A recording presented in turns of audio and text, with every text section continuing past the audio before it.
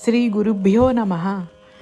భారతీ కరుణాపాత్రం భారతీ పదభూషణం భారతీ పదమారూఢం భారతీ తీర్థమాశ్రయే విద్యా వినయ సంపన్నం వీతరాగం వివేకినం వందే వేదాంత తత్వజ్ఞం విధుశేఖర భారతీం.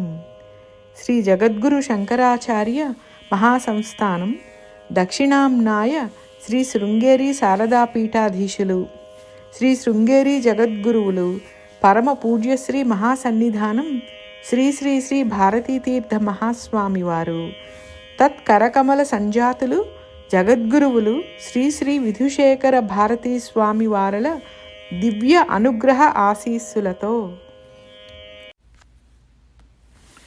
విధివ్రాత గురువుల దయ.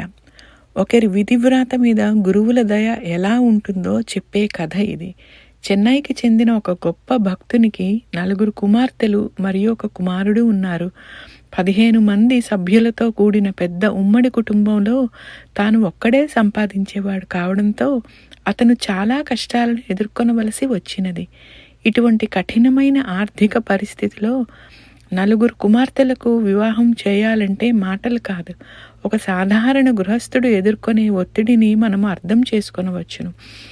మొదటి 2 కుమార్తెల మధ్య వయస్సు వ్యత్యాసం ఎక్కువగా లేనందువలన ఆచార్యుల వారి నుంచి ఆశీర్వాదం తీసుకున్న తర్వాత అతను తన మొదటి కుమార్తెకు చాలా చిన్న వయసులోనే తగిన సంబంధాలు వెతకడం ప్రారంభించినాడు.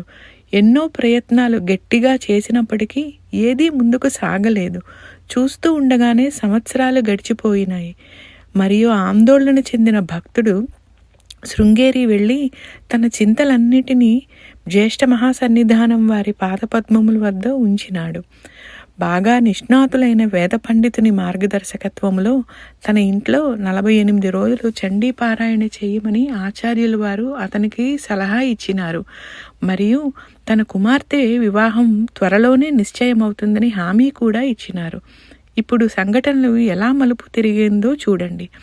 భక్తునికి సరైన పండితుడు దొరకకపోవడంతో చెన్నైలోని జార్జ్ టౌన్లో శంకరమఠం బాధ్యతలు నిర్వహిస్తున్న ఒక నిర్దిష్ట గణపతి గారిని సంప్రదించమని ఆచార్యులు వారు కోరినారు. ఆ గణపతి గారు వాస్తవానికి భక్తునికి దూరపు చుట్టము మరియు 2 ఏళ్ల క్రితము తన 2వ కొడుకు కోసం భక్తుని కుమార్తె యొక్క సంబంధము కోరినారు. అయినప్పటికీ అప్పుడు అది కార్యరూపం దాల్చలేదు.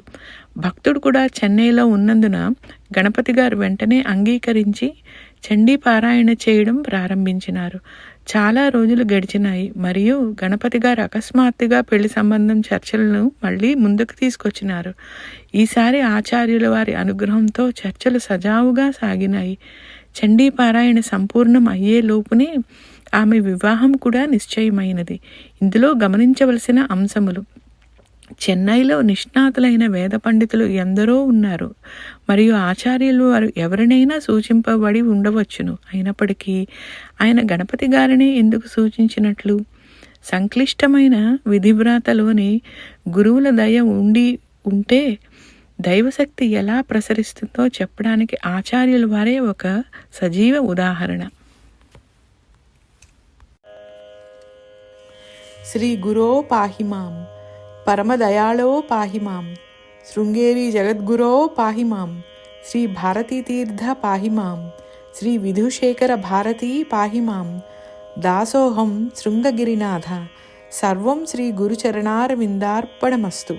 తెలుగు అనువాదము శేఖరణ శ్రీ భాస్కరానందనాథ, శిష్యకోటి, శృంగేరి. సబ్స్క్రైబ్ బటన్ మీద క్లిక్ చేస్తే మా ఛానల్కు మీరు సబ్స్క్రైబ్ అవుతారు. అలాగే ప్రక్కనే ఉన్న బెల్ ఐకాన్ మీద క్లిక్ చేస్తే మా వీడియోలు ఎప్పటికప్పుడు మీకు అందుతాయి. దయచేసి ఈ వీడియోను లైక్, సబ్స్క్రైబ్ మరియు షేర్ చేయండి.